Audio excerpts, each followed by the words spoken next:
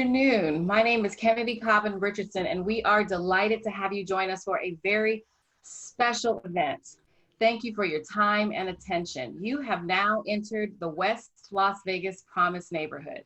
Nevada Partners is the lead agency for this bold, place-based collective impact initiative that works to reduce structural inequities along the fault lines of race in key life domains such as homes, health, education, employment, housing, civic participation, and social justice.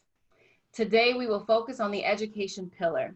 But for those of you who are new to either Nevada Partners or the West Las Vegas Promise neighborhood, here is a short video to bring you up to speed. Nevada Partners is the lead agency for the West Las Vegas Promise neighborhood, a bold, place-based collective impact initiative working to reduce structural inequities that exist along the fault lines of race in key life domains such as health, education, employment, housing, civic participation, and social justice. The West Las Vegas Promise neighborhood is coterminous with the federally designated Southern Nevada Enterprise Community, a collection of 9 high-poverty census tracts that include the city of Las Vegas and the southwest corner of the city of North Las Vegas. Nevada Partners is located in the heart of this low-income area and is both a site and strategy for building a healthy, sustainable community where all residents achieve their full potential. With over 50 multi-sector partnerships organized into 5 pillars, we are committed to 1, establishing a common agenda and shared measurement, 2, advancing policy, 3, building a continuum of cradle-to-career solutions, 4, expanding organizational capacity, and 5, scaling up proven and effective solutions. The 5 pillars are healthy children, families, and communities, education and youth development, the future of work, affordable housing and wealth creation, and civic participation and social justice. Together, we are transforming West Las Vegas and increasing the health and wealth of our community. And so if you'd like to join us in becoming a pillar partner in one of our pillars, or would like to get involved in some way but don't know how, please don't hesitate to give us a call at 702-844-8000, or you may email us at info@nevadapartners.org. So let's get down to why we're all here. The answer is very simple. We are here for our children. This listening session today regards the challenges of education in the midst of a global pandemic. Yesterday, I had the amazing opportunity to talk with today's panel. While I thought I knew what the kids were experiencing, they shared issues about technology, mental health, mentorship, lack of scholarships, the disappointment in no sports, the reality that they want to be connected to their teachers, and many other things. And so today our discussion will be led by Congressman Stephen Horsford and pillar partner Tamika Henry. And so a little bit about someone we all know and love. Stephen Horsford was born and raised in Las Vegas and has dedicated his life to advocating for this community. After becoming the first in his family to attend college, he helped lead the state's largest career training program at the Nevada's Culinary Academy, where he helped train and place thousands of Nevadans in good-paying jobs in the hospitality industry. After his time overseeing the Culinary Academy, he won a seat in the Nevada Senate and quickly rose to the ranks of Senate Majority Leader. While in the Senate, he spearheaded the effort to work across party lines in order to solve the state's worst budget crisis. In 2012, Stephen won the newly created 4th Congressional District and became the first ever African American to represent Nevada in Congress. While in Congress, he had been committed to listening to his constituents and advocating for the issues that matter to them most. We also have pillar partner Tamika Henry. Her experience began as a parent at the Head Start Acelero Learning Clark County program in 2007. Tamika quickly became engaged and is one of the most vocal advocates on the importance of Head Start, continued funding, and closing the achievement gap. Her position on several mission-driven organizations allows her to continue to advocate for the issues that matter to her most. She previously sat as the parliamentarian of Region 9 Head Start Association, where she is still a member. And so she's also active in the Aspen Institute, Post-Secondary Success for Parents, 3 Square, Vegas Roots Community Garden, and the Double Up Food Bucks to advocate for food security. So without further ado, I'd like to turn over the program to our 2 hosts. But just before I do, if I can just get everyone to just wave as I say your names, that we will be listening to students, parents, and teachers. And so first, Sambaje Jasames, just wave for us. He is a 6th grader. Ziamara Young, 12th grader. Thank you. Milan Richardson, 8th grade. Alitza Madrano, 5th grade. Alpha Soso, she graduated in 2019. Sean Torrey, parent. Lynn Jasames, parent. Megan Cheney, parent. Cherie Smith, parent. Vanessa Hopf, parent. Daryl Cameron, teacher and parent. Jasmine Boone, teacher and parent. Jermone Riley, teacher, coach, and parent. Rachel Oliver Cobbin, teacher and parent. And then our pillar executive lead, Atar Hasibullah. Our LEO, Councilwoman Pamela Goins Brown. And our NPI staff project manager, Larmea Cece Kilgore. And so there's some others on the call who will be introduced a little bit later in the program. So without further ado, Stephen, Tamika, take it away. Well, good afternoon, and thank you everyone for joining us. First, let me thank Nevada Partners for hosting this very important discussion. It's very timely, and it's critical that we hear directly from students, parents, and teachers about the state of education, particularly in West Las Vegas and North Las Vegas, as students prepare to return to school, whether in person or virtually. No matter what, we need to make sure that they are supported, loved, and encouraged through this process.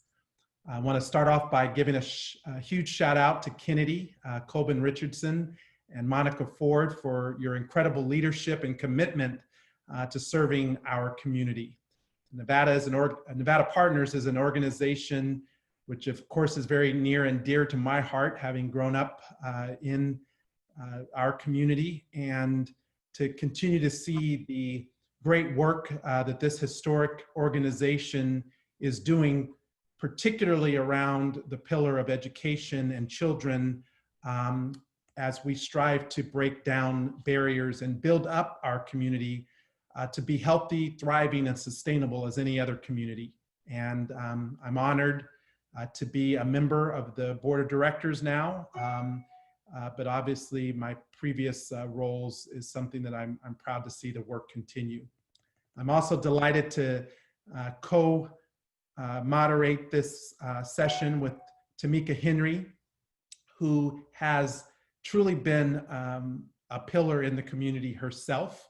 I've gotten to know her over the many years, and I have seen firsthand her passion for our community and our children and the needs of parents, which a lot of times we don't get to hear as much from the parents as we should, and really what we need to do to help them become better advocates for their children. So I'm proud of everything that you're doing, including your run for the Clark County School Board of Trustee for District C.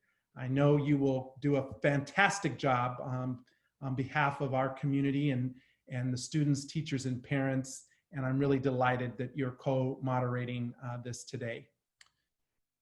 Let me start by saying, you know, this COVID-19 pandemic has hit all of us. And I know that for some families, particularly children, Black children, and Latina and Latinx children in particular, it's hurt them and hit them disproportionately. But so has now the economic impact of this public health crisis. Nevada actually faces the highest rate of unemployment of any other state in the country. And at one point, we were as high as 30% unemployment, which is sadly a historic percentage at over 30%. So it's critical that we have the conversation that we're having today to address the issues of health and safety in our schools and in our communities. We know the schools are the pillars in our community, but we also know, and Councilwoman Pamela Goings-Brown knows this better than most as an administrator in the Clark County School District. I know she's retired now, but as a leader in our schools, it's not just the schools alone, but it's what we have to do in the community around the schools to support our students, parents, and teachers. So with the majority of our schools still unable to reopen due to the coronavirus, achievement gaps will continue to widen due to disparities, particularly in the access to computers, as well as home internet connections, and kind of the gap with the direct instruction from teachers and the support that parents need in order to help their children learn at home.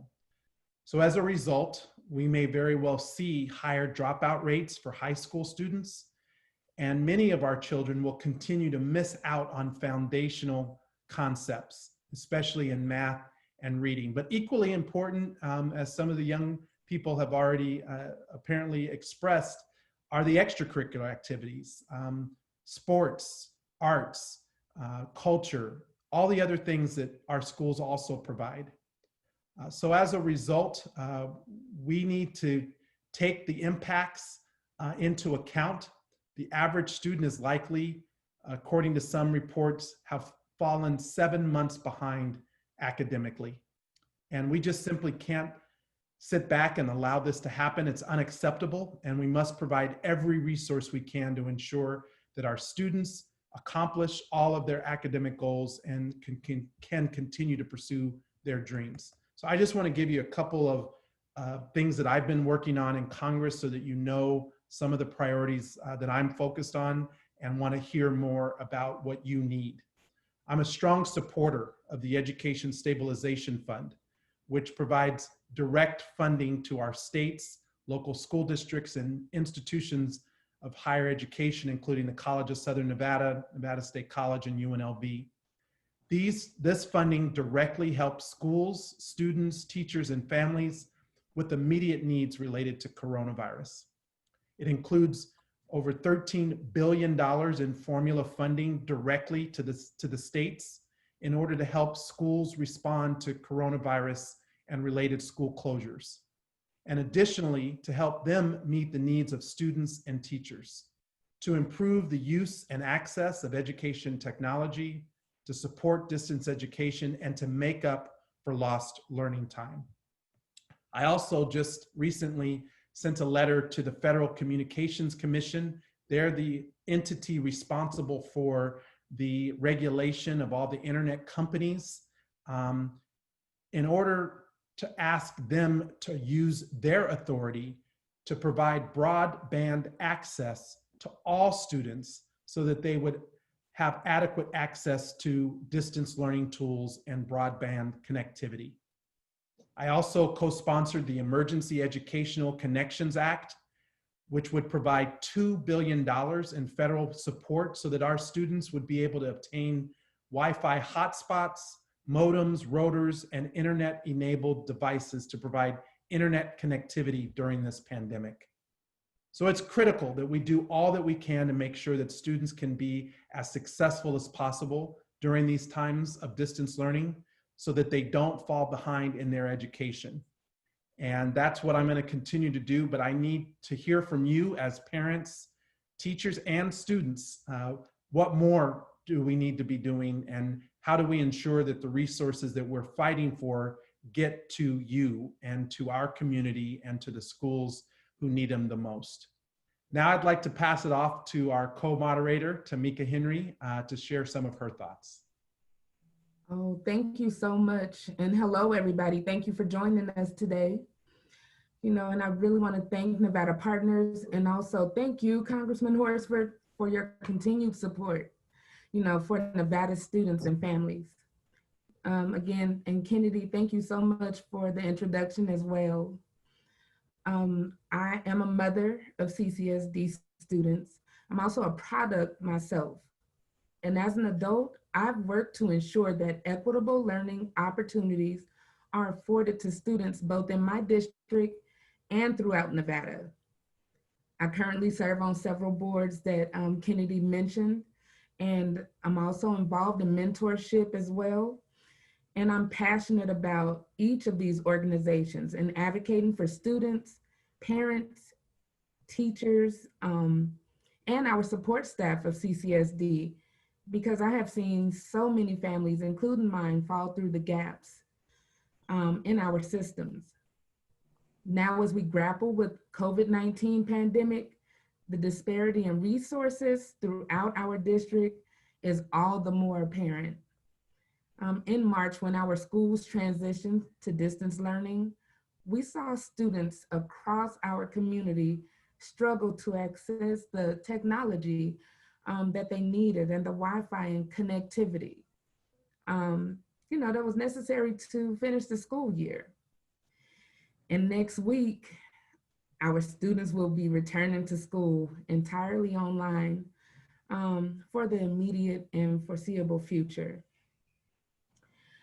The academic success of a student should not be reliant upon their family's resources, and I hope we can all come together to brainstorm solutions to address the inequities.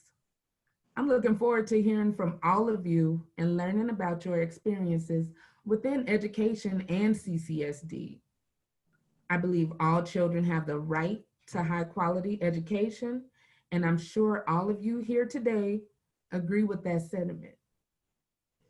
I also believe that authentic family engagement is necessary to close existing achievement gaps, which is why I'm so encouraged to see all of you with us today. Now, we'd like to hear from you about your experiences and how leadership within CCSD and across education here in Nevada can assist you and your students. So thank you.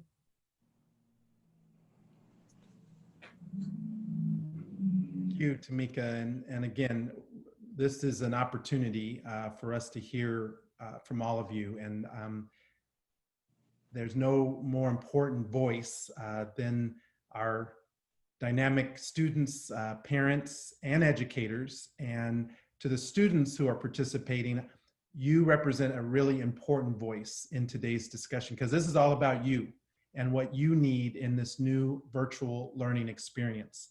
And so when you share, you're speaking on behalf of other students just like you, your friends, who need exactly what you need to be successful.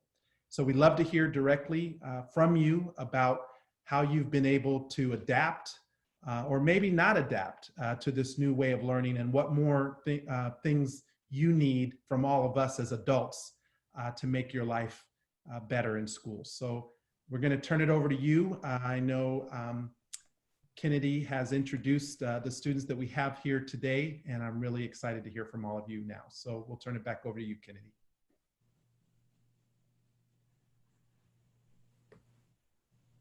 You're on mute. Thank you. We'll start with Alpha. She graduated last year, and so I think my heart goes out to seniors the most, and we have another person who is a senior who also speak. But Alpha, if you could relay your story, and then we'll go to Alitza. Yeah, definitely. Hello, everyone. My name is Alpha. I was a past graduate for the year 2020 at Western High School. Definitely, like was mentioned, my senior year was not the dream senior year a lot of us are waiting for.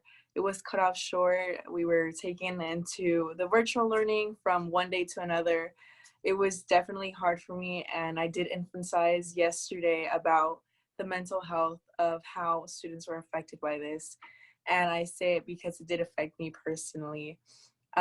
Like mentioned yesterday, my family and I did struggle a lot with the transition of moving everything, not only my education, but quarantine in general. My parents did struggle in their working jobs. My mom did lose a lot of her working job. She is a house cleaner, and my dad was a construction man, and we fell into that gap of where we were deciding, oh, we have to choose rent over food, or we have to choose this over this. And definitely as a daughter, seeing my parents struggle with the fact that, you know, we can't provide everything that we could because of this whole COVID thing was definitely hard for me. I am a middle child and I do have a little sister. She does have health issues like asthma. And seeing, you know, she can't be going outside. And if we go outside, then we have to literally disinfect our whole entire selves before we even go near her, because her immune system is very much more vulnerable than ours. Definitely in that aspect. And also as well, I didn't mention this yesterday, but I think it's very important to mention this today. I am a person that does have a lot of anxiety when coming into anything like that. I have had many attacks of anxiety and panic attacks, and definitely this COVID thing did not help me at all. You know, seeing the fact that I'm not going to see my friends again, there's not going to be any more graduation, seeing my parents struggle, seeing my little sister struggle, it made me feel like an elephant was on my back and I couldn't do anything because, I mean, there was really nothing to do. You just had to look and see what's going to happen next. And as a friend to many of my fellow friends at Western, I don't know if all of you guys know, but Western High School is takes a lot of students that are very low income, don't come from good places, don't come from good homes. Some of them don't even rely on going home after school. And that's why I said so many times yesterday that a lot of students find a school as their safe place, go there to see their friends, go there to see teachers that are supportive of them, because going back home is just something that they don't want to do. So I do have a lot of connections with a lot of my friends that sadly are homeless. And when the transition came of going into the virtual learning, there was no any option for them to go into that. Even if the school provided any kind of resources like food, Chromebooks, anything like that, they still had no home to go to after that. Some of them stayed at school just because they had nowhere to go to. It was heartbreaking for me to see that because, you know, my only way of connection to them is going to school. And now that I don't go to school, there's no way for me to find out if they're okay or not. And definitely going along with the mental illness factor, I did mention yesterday, I thank God, you know, I had this amazing mentor that did stick with me throughout my whole entire transition of going through this COVID stuff, which is a mentor I've always had since my sophomore year. And I definitely thank him. And I thank any other teacher that stayed with us throughout this whole transition, because not everyone, and it's sad to say, not everyone was able to go up with it. Some of us didn't even, I knew that some of us didn't even graduate because of the grades. So it's difficult to see that you can't do anything when things are happening, that you feel limitless, that you can't help your parents, help your family, having to separate yourselves from loved ones because of all this stuff happening, and having to have the school just throw you and be like, okay, you know what, here is the Chromebook, here is your work, finish. If you don't do it, then oh well, you know. It was a lot of miscommunication, and it was just very emotional towards myself and my family, and having to deal with all that. And I'm still trying to cope with it, you know. Things have gotten better, but it's not like I'm gonna go outside without a mask on and, you know, without having to be so precautious because of my sister and whatnot. It definitely took a toll on me. I mean, just a month ago, and school ended like in May. A month ago, I just had my graduation, and it wasn't even a graduation. It was just me walking up on stage, saying my name, and leaving. So, I mean, I do, and I wish like none of this would have happened. You know, it came from day to night. There was nothing we could do. But I've always been a person to try to push the positivity. You know, even if my parents are struggling with money, I always try to come with a smile, because that's the only way I know how to help. But definitely, I have a sister still going to school. She's going to be in the virtual learning. I don't know what's going to happen. You know, even if they put the schools back in and we can go back to school and they can go back to school, my sister won't be able to go because of her health conditions. And I mean, we're like between a wall and another wall. We're like struggling here and there because there's not really much of an option for my family.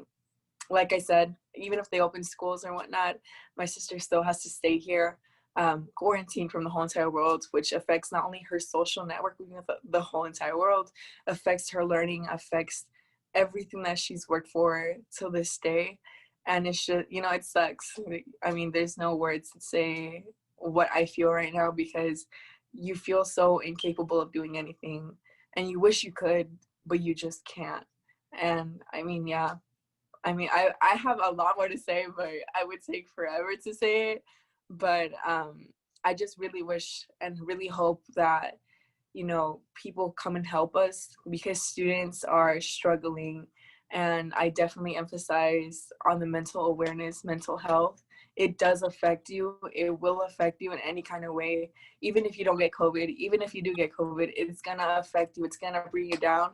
And if you don't have the support of your parents, of family, then who do you have a support of if you're just battling by yourself, So I definitely want to encourage that. Like I said, fortunately, I had a mentor to rely on and my parents to rely on. But what about the students that have absolutely no one and that don't go home to someone, that are on the streets and are trying their best, be a graduate, but they can't because of the limitless resources? But yeah, that's what I have to say. Thank you for listening.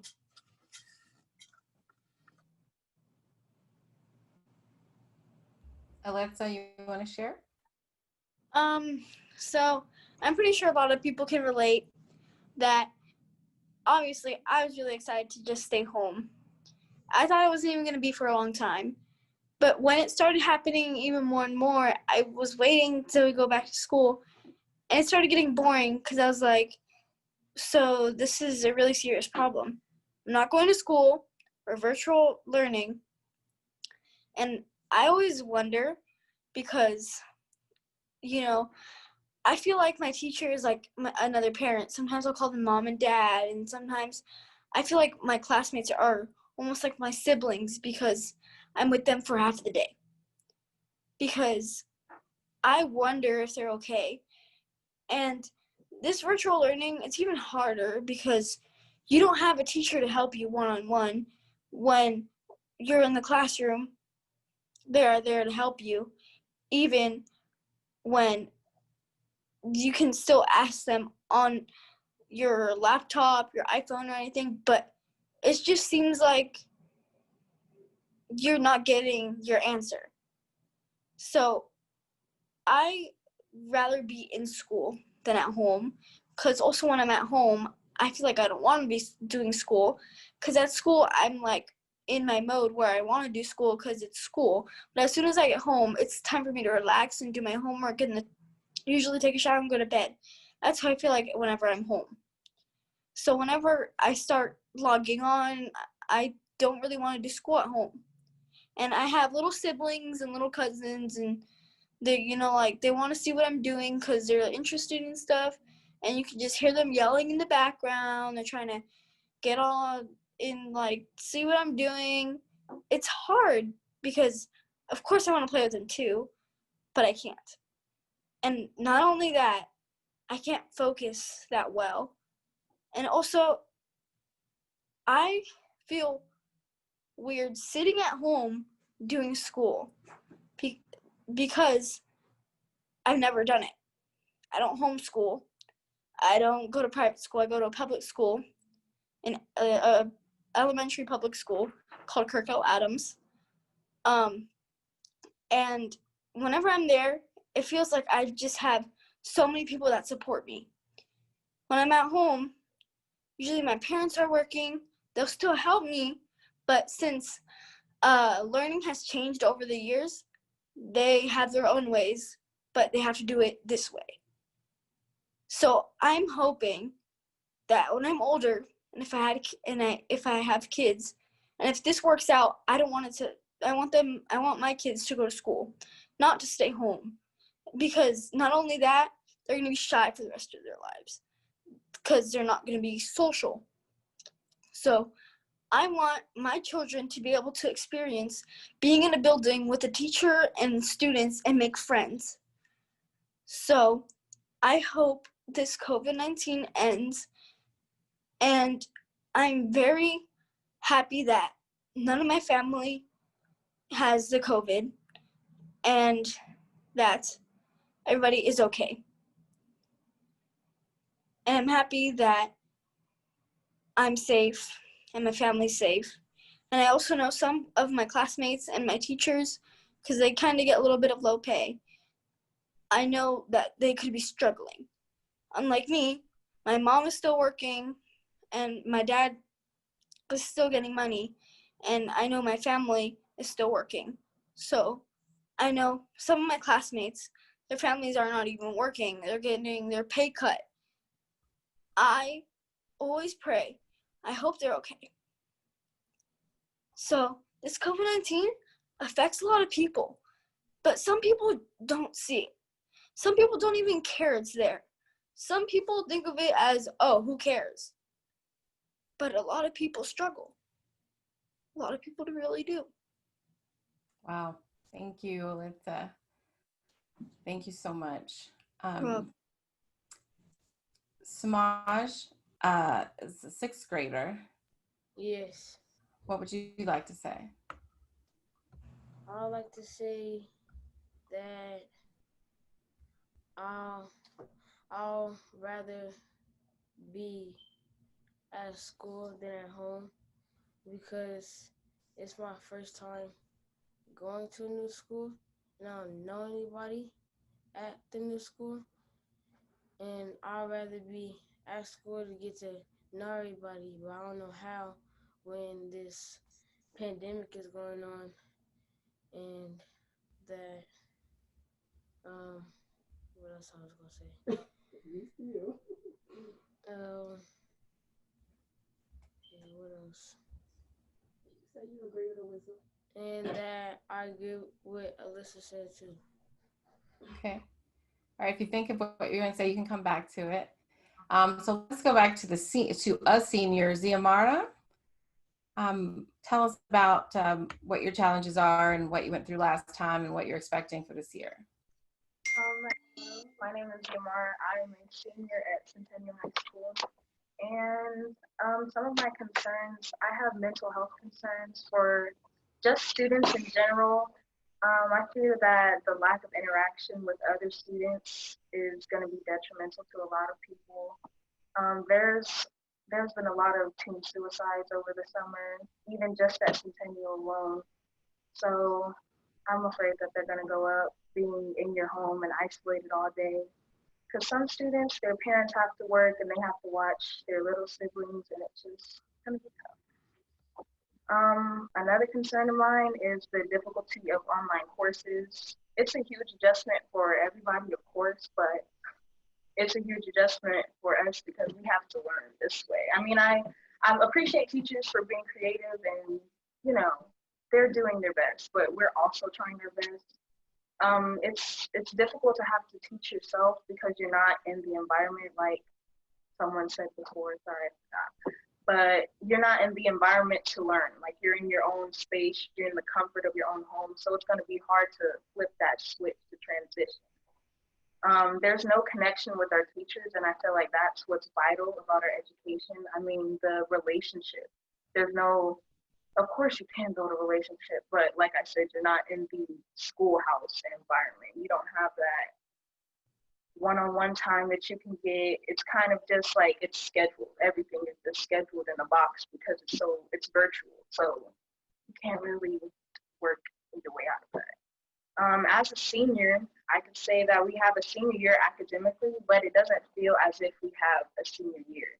Many seniors aren't really enthusiastic about their senior year because we're fearful that we're not going to have any memorable senior moments such as prom, senior sunset, and grad walk. So I just ask teachers be patient but not lenient because we can't afford to be let off easy because we're already too far behind. Counselors, reach out, check on us, see how we're doing. And like I said, this COVID, it's crazy. It's almost insulting how it's treated as more of a political issue than a global pandemic. It touches so many people and affects so many lives. So can't wait for it to be over either. And that's all. Thanks for listening. Awesome. Thank you, Xiomara. And so our final student, and then we'll turn it back over to our host, Milan Richardson. Hi. So in the beginning, before we went home, the teachers didn't really seem to take it seriously. I understand that they were probably told to like make the pandemic not seem like a big deal so that the kids didn't freak out. I remember most of my teachers saying that like once it was mainly just over in Asia, they were saying that it wasn't going to touch us, and there were only a few cases and that's it, and it's just like the flu and stuff.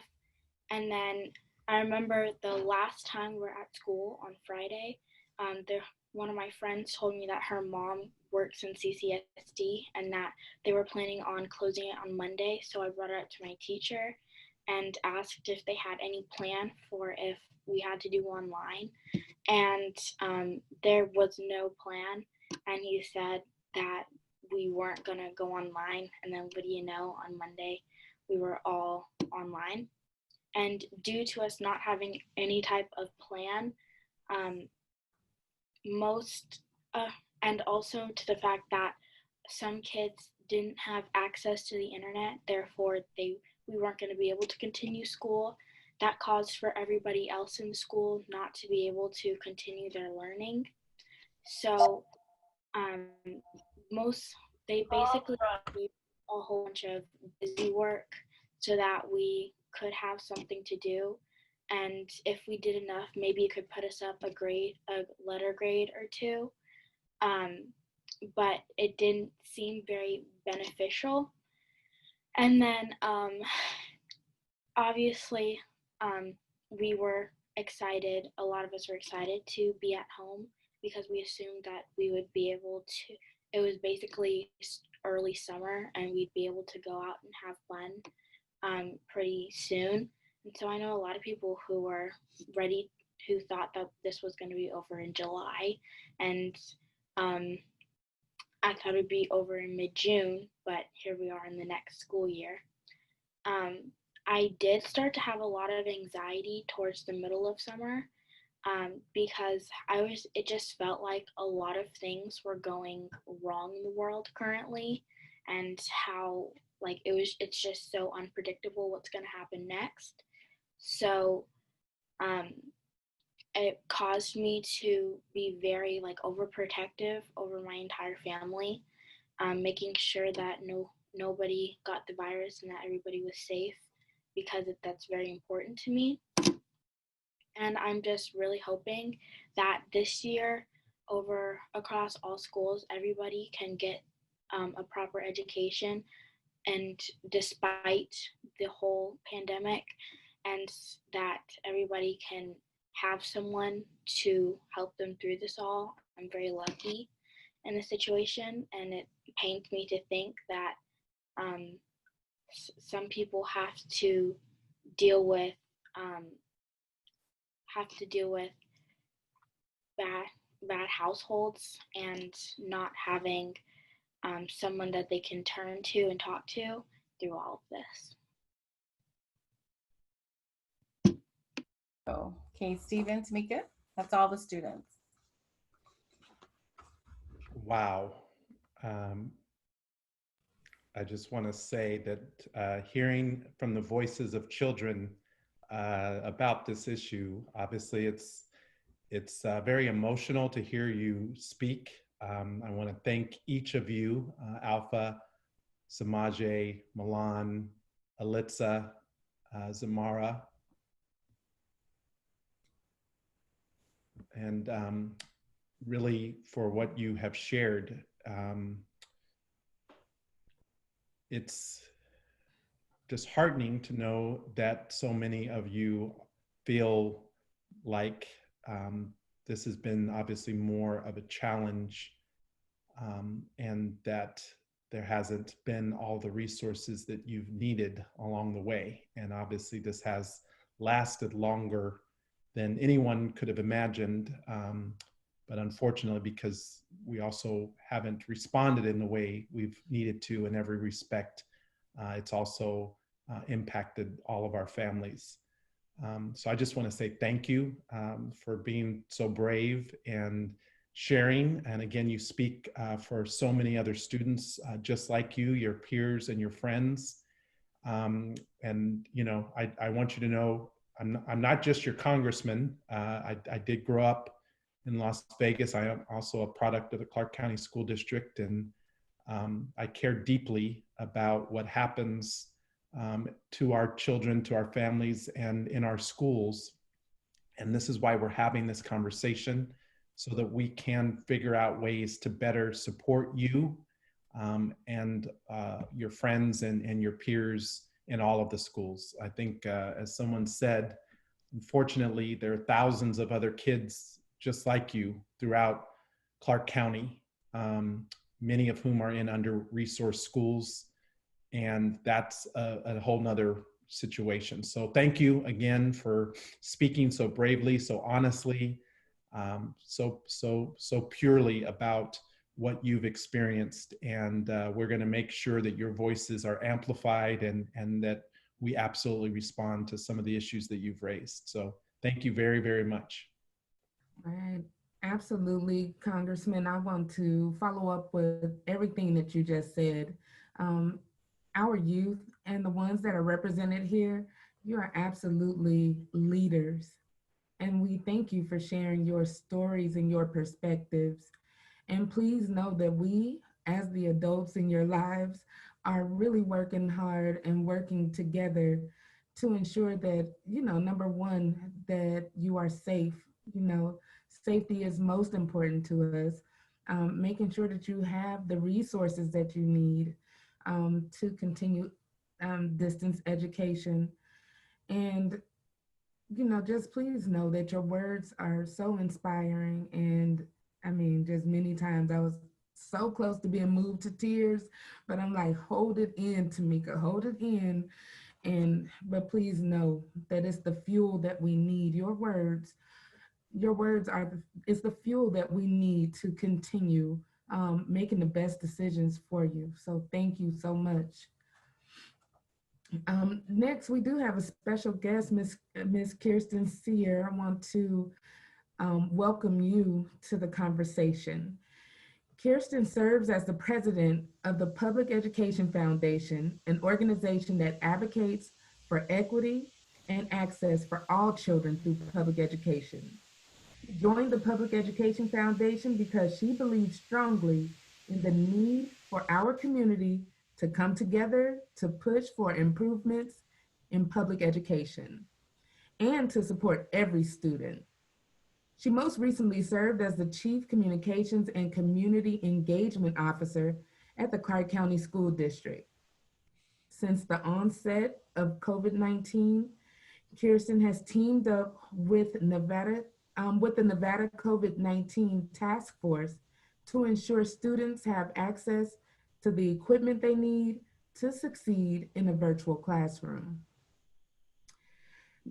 This initiative, Connecting Kids NV, aims to connect every Nevada student in need with reliable internet and devices in an effort to ensure that all our children are set up for success by the first day of school. Welcome, Kirsten. Thank you.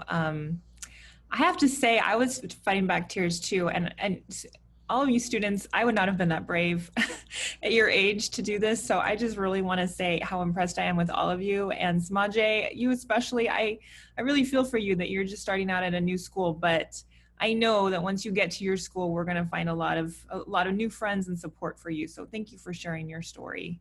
But all of you, thank you. So, and I see that Alex Dixon is on this call too.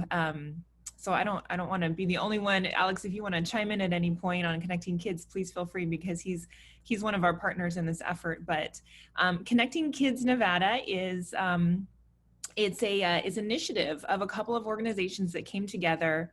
Oh, it's Yendra. Hi, Yendra. Sorry. Never mind, it's Yendra. Connecting Kids is a coalition of groups that came together because, to be totally honest with you, it was keeping me up at night to think about kids who want to be going to school and who don't have a computer or the internet. And so what all of you just said really touched my heart, because I see how much all of you want to be involved in your school and how you want to learn.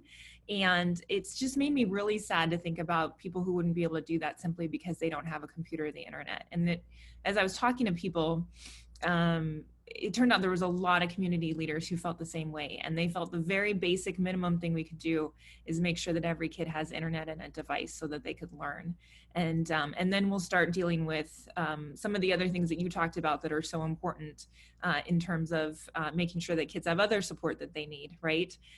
So that they're engaged in school and they have the social emotional support that they need, because everybody's going through a lot of depression and anxiety right now. I think, Alpha, thank you for sharing that, but I'm sure it resonated with a lot of people. You were brave to say it, but I think a lot of us on that call probably understand what you're talking about. So we need to address that too. But step one is everybody needs the internet and a device. And so this group of organizations has been working together, and we actually created a website. It's called connectingkidsenv.org.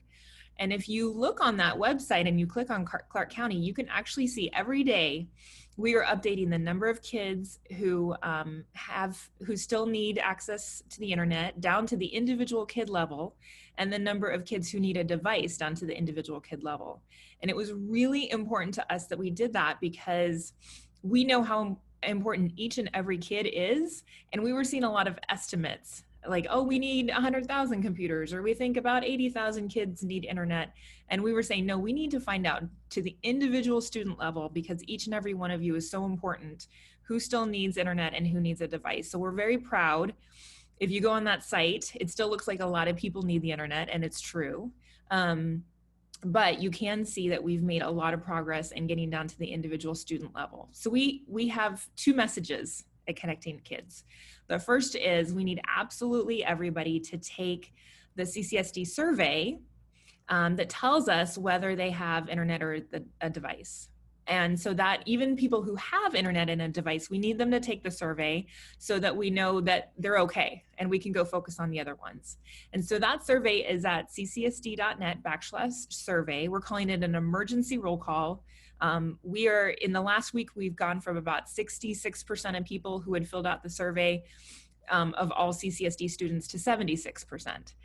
So we've made a lot of progress just in the last week or two, but we need 100%. So we know who needs a computer and who needs help. So that's our number one ask, emergency roll call, please fill out the survey.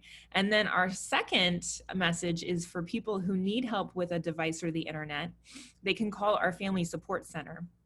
So that coalition I was talking about before, they put together some money. It's private businesses, and they created a call center. It's called the Family Support Center, and people can call if they need help with a device or internet Monday through Saturday, 7 a.m. to 6 p.m. And we have operators who speak English and Spanish. And we will actually, if they qualify right on the spot, our operators will sign them up for the Cox Connect to Compete program. And if they qualify, CCSD will actually pay for that internet service. So it's a filtered service, but it is, straight plug into the wall internet. So it's really good. You'll have good connectivity. For families, we know a lot of families move a lot, right? And so for families who tend to move more than twice a year, we're offering them hotspots, because it doesn't really make sense to get them connected with a Cox account and then have them move and be in the same position they were in before. So for those families who do move quite a bit, we'll connect them with a hotspot. We just don't have as many hotspots, and the internet is not as good with a hotspot. It's better to be, plugged right into that wall.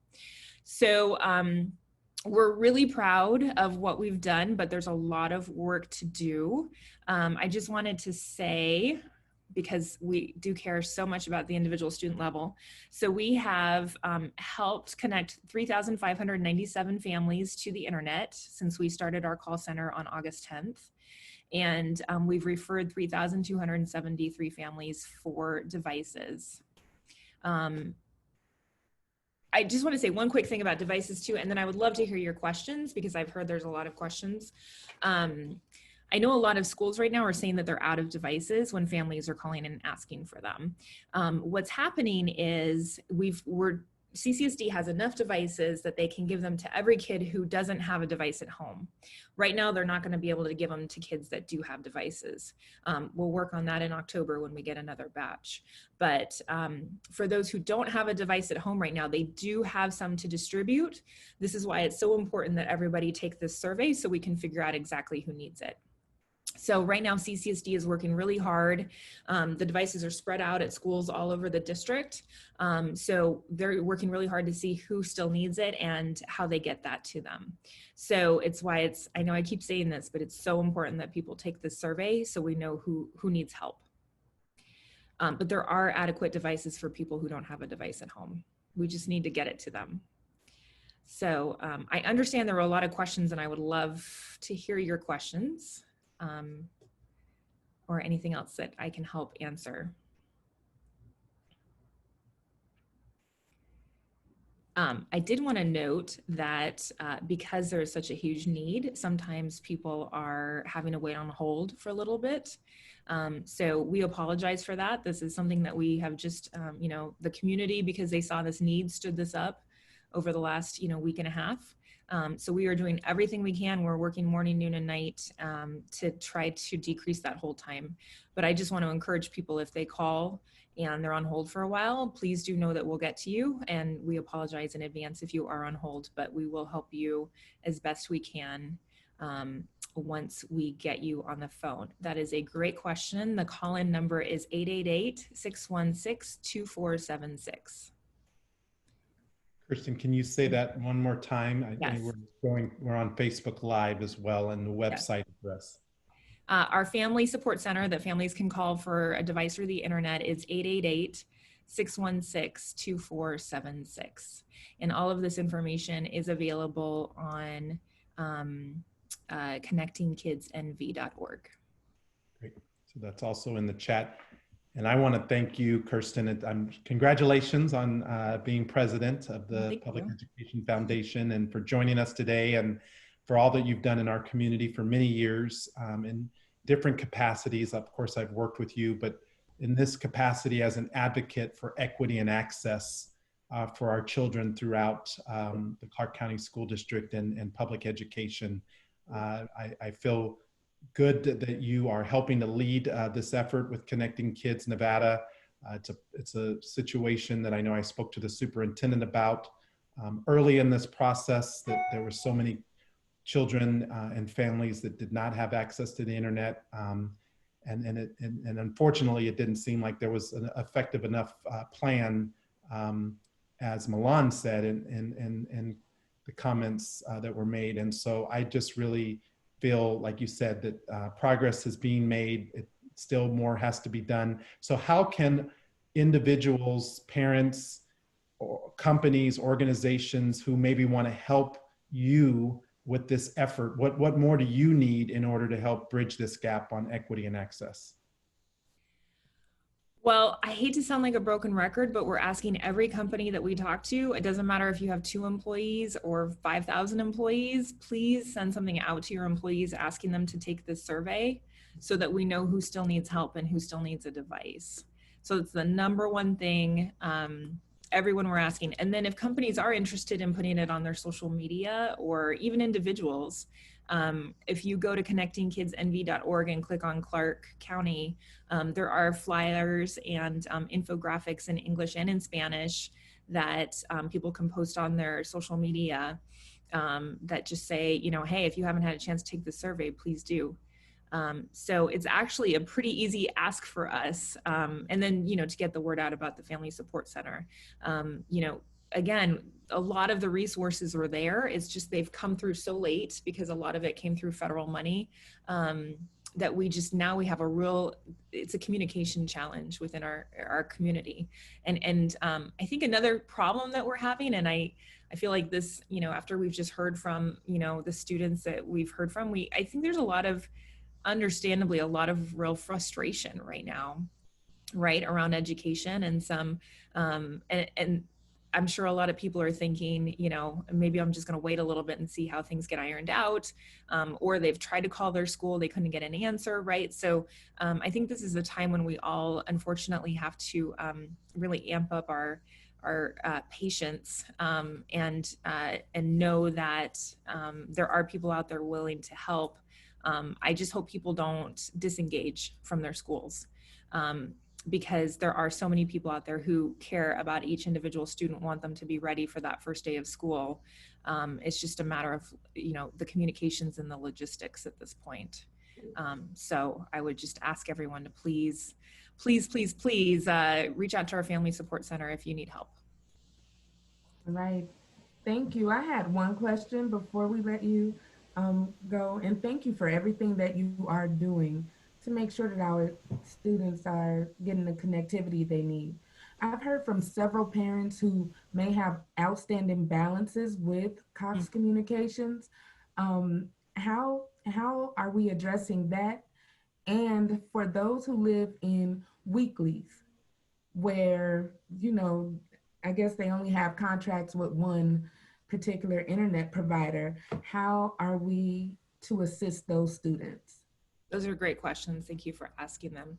I have to say that I've been working with Cox Communications on this over probably the last 2 months, and they have come incredibly far and are really, really making changes right now because they want to support as many kids as possible.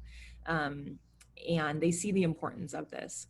So yes, previously, like in the spring when schools closed, if you had an outstanding balance with Cox, or really, I think if you'd been a customer anytime in recent history, they were not allowing you to sign up for the Connect to Compete program, which is the $10 a month program for kids who are on free and reduced lunch, basically. They have since, in a lot of discussions with them over the summer, they have now said that if anybody has a balance of less than $500, they will put that aside for the coming school year, recognizing that the most important thing is for kids to get connected now. So I really have to say that it's really wonderful that Cox has done that. We have had people call the call center and say, I've got a balance higher than $500. And again, what we've been doing is Cox has provided us with supervisors from their company who we are then connecting them with so they can try to figure something out. So I will say, I think Cox has bent over backwards to really try to help families right now. People in weeklies. Yeah, we've seen a lot of different situations with weeklies. Some weeklies, I think to your point, charge like a certain amount per month to connect to the internet. We have, like Siegel Suites just distributed our postcards with information to all of their residents. So we have had some folks like Siegel Suites that have really recognized the financial difficulties that our families are in, and again, how important it is that they connect to the internet. So I would recommend that people reach out and see if there's any other options if they can't afford that internet. And like I said, for people who tend to move a lot, if they call the Family Support Center, we do have some hotspots that we can provide to families that tend to move more often during the school year. Thank you again. Thank you so much for following up with that. Oh my goodness, I'm anxious to hear back from students. You know, we have a couple of questions, but again, thank you, Kirsten, and we'll make sure that we get that information out to families. Very valuable information. Thank you, Kirsten. Great to see you. Keep up the great work, and thank you to the Public Education Foundation for that leadership. Thank you. And as Tamika said, we want to turn now to some of the families and parents and also educators who are on with us to also hear their perspective. So maybe we can start with some of our families who are on. And I just would like to ask first, kind of based on what we've heard from the students, how do you feel as parents about, you know, the resources that you've been provided for your child to be successful in virtual learning? Has it been adequate? What more do you feel like we can do? And what do you need to be a better advocate for your child in this process?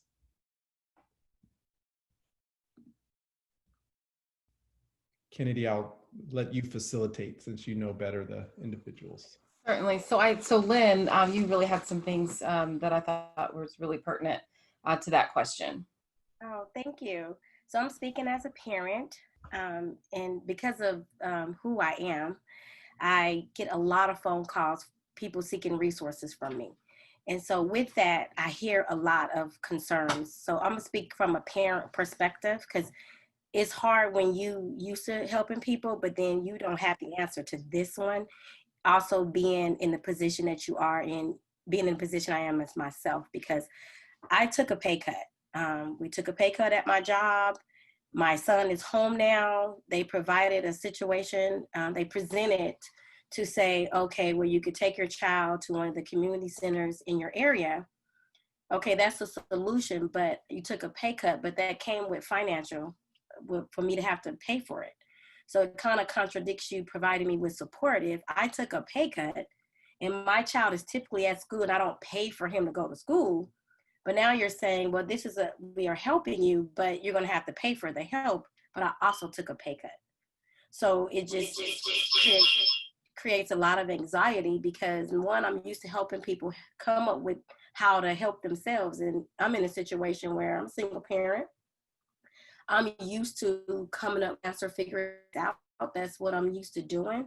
But when you have other people calling you, asking you for help, and I'm really like, this one I can't tell you to go to a community center if you can't afford to go to a community center. I tell you, bring a child over here because I got my child and I'm working from home, except for one day a week. So it's hard to balance all that in the middle of my son is asking me for help during the hours that I'm at work. So it's a lot at one time. So from that parent's perspective, I appreciate you offering help, but it's still got to be realistic. Do that make sense? So, that's my perspective on that, is to say that you're offering help, but it's not help at the same time, even with a pay cut. You see what I'm saying? So how do you even balance saying that to someone? You lost money, but then here's a solution, but now you got to pay that part. And people calling me in the same position, and I'm saying, we'll figure it out. Let me make some phone calls. But really, I'm so used to giving resources, and I can't help with that one. Does that make sense? So yeah, that part. Thank you. Yeah, thank you. Jasmine? So as a teacher and a parent, it's been a little bit difficult trying to basically both navigate being a teacher and having my children, making sure that I can do everything I need for them. The lines of work and home kind of blur. It's just like it seems like there's just no end to being a teacher in school and constantly having to make sure my students are okay, but I also have to make sure my children are okay. So I have two kids, one's starting 6th grade, one's in 2nd grade. So they both have different schedules, but then also as a teacher, I have to make sure that I'm on my schedule. So it's a little bit difficult to make sure that I can provide what's needed for everyone.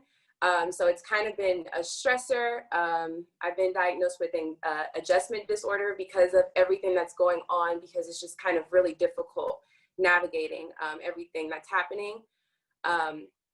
I just kind of wish that I really feel for the students and the kids, because even my son, he's like, why can't we go to school if we just stay 6 feet apart from each other, because he wants to be with his friends. And then knowing that I have students in the community, because I work on the west side of Las Vegas, that we don't know if they're having lunch or if they're having breakfast, and if they have the resources that they need to make sure that they can learn. We're constantly, thinking about how can we put packets together to get them actual materials. And then it's just, there's a lot that's going on. And so I feel for my students and I feel for my children. So it's just, it's been a little hard overall. I definitely see how that can be the case. So perseverance is very difficult in the midst of all this change, both, like you said, at home as a parent and in your professional capacity as a teacher. So thank you for sharing that. Thank you, Jasmine. Rachel, what's your challenges that you're dealing with?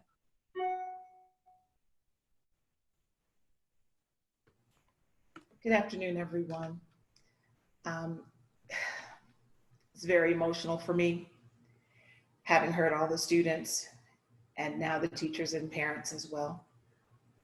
But I feel like I'm living in the COVID triangle.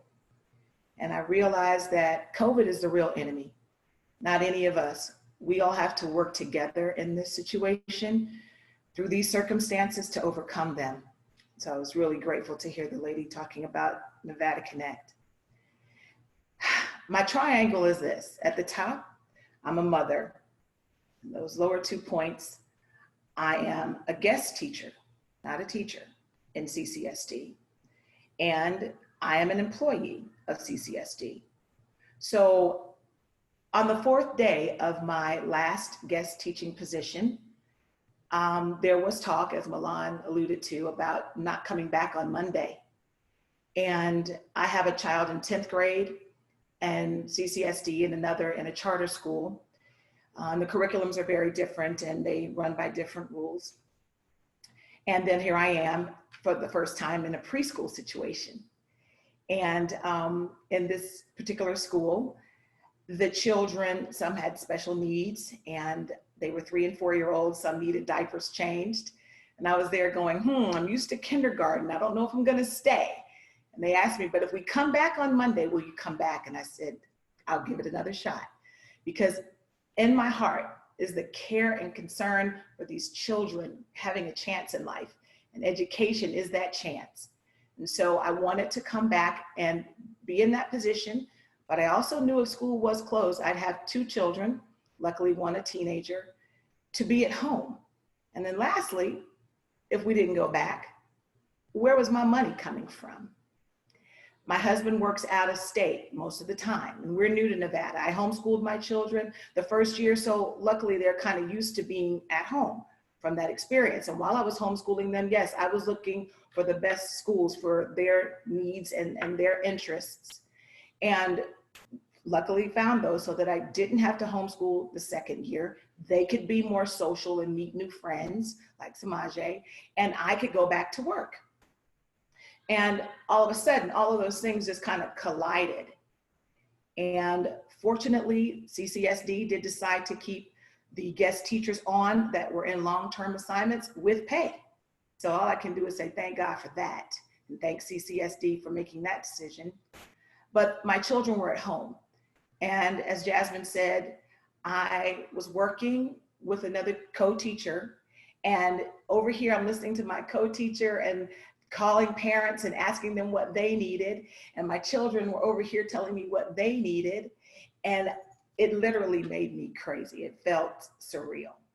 And it still does, because I remember the conversations I would have with the parents. Do you think we'll go back next year? What are we gonna do about next year?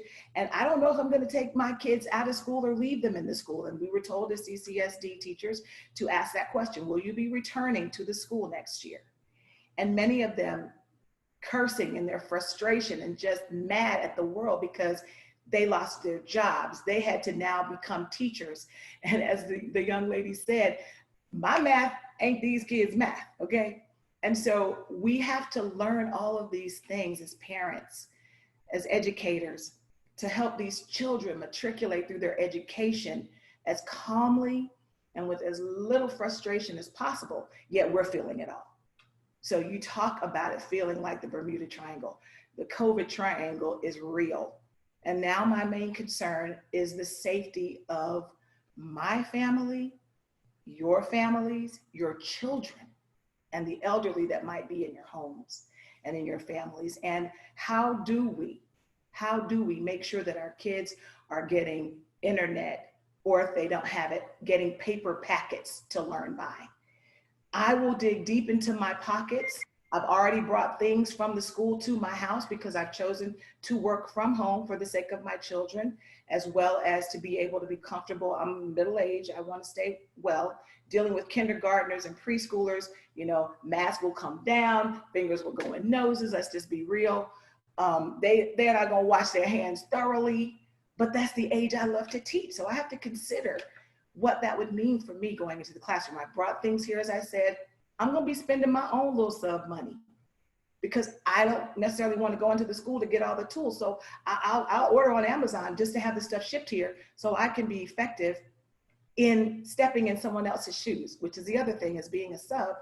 There's a teacher that I'm going to be taking over for maternity leave within the next few days. I'm still training. I'm still doing my CCSD training in order to feel comfortable. And it was without pay because I already knew about the maternity leave and the teacher was working with me, teaching me Seesaws, their learning management system. I'm learning Canvas, and it's just so much all at once. And then we got to think about how we're protecting ourselves from COVID. So it's overwhelming. And I just thank everybody in CCSD and these community organizations who are doing the work to make it a little less of an issue in our lives. Thank you. Thank you so much. Kick it over to Jermone, teacher and coach. Hey, good morning, or good afternoon now at this point. Sorry.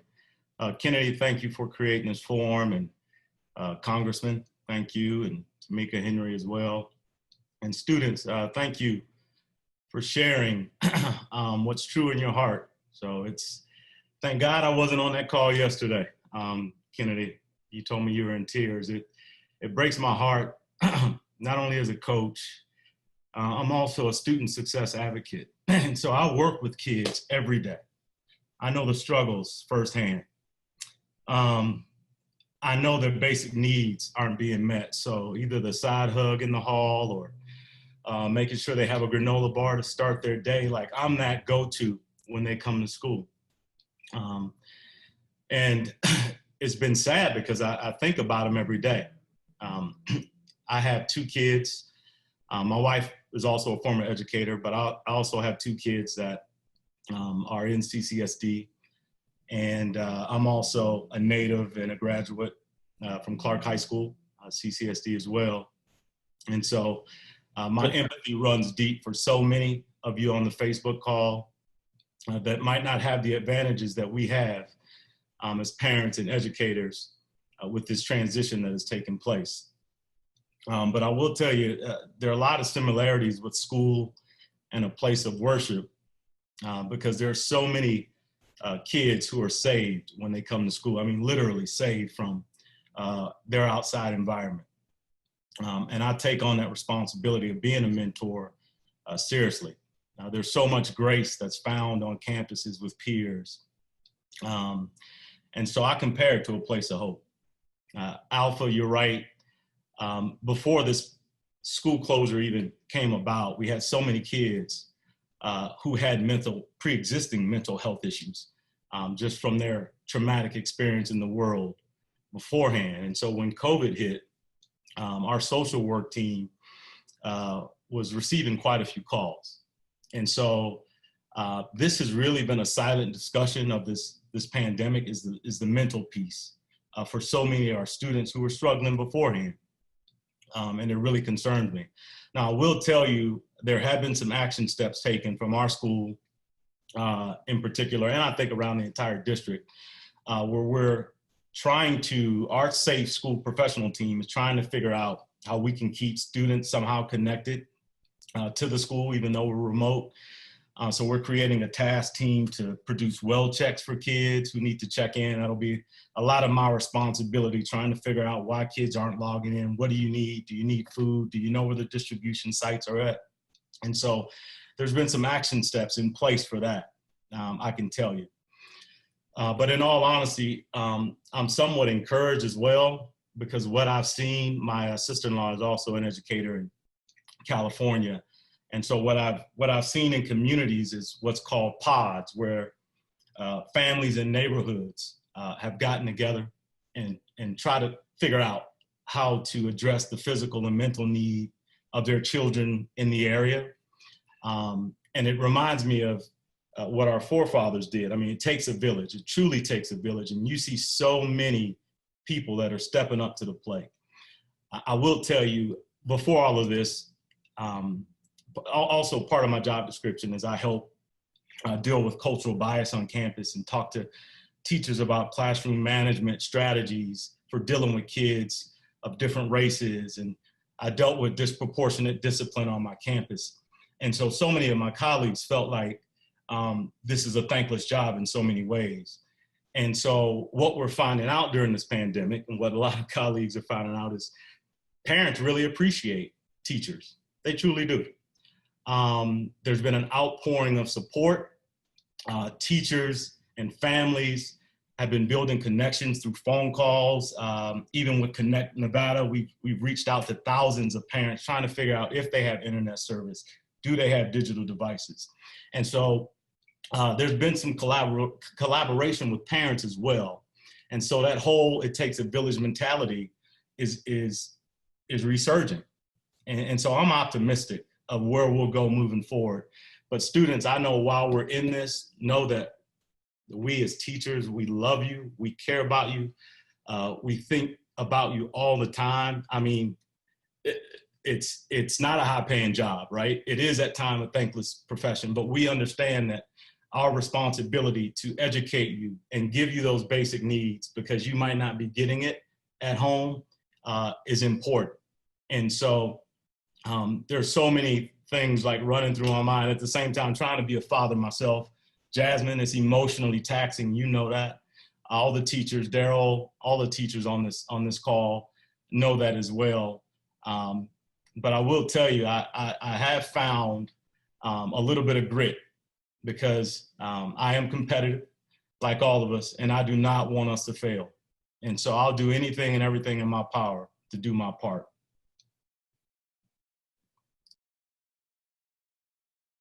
Thank you so much. So we still have about 4 more parents, teachers to hear from. Stephen and Tamika, do you guys want to break in at all? And I know, Stephen, you have a hard stop, so. Well, yeah, I want to continue to hear from all of you, and to thank you, Jermone. Go Chargers, class of 91. But we are a resilient community, and obviously many of us have experienced a lot of hardships of our own growing up, but nothing like what we're seeing right now and the impact that it's having. And I've heard several of you, both the students and now the parents, talk about the mental piece of this. And so I really do want to drill down on that further, Kennedy, maybe in a future session. We haven't talked enough about that, honestly, from a policy standpoint.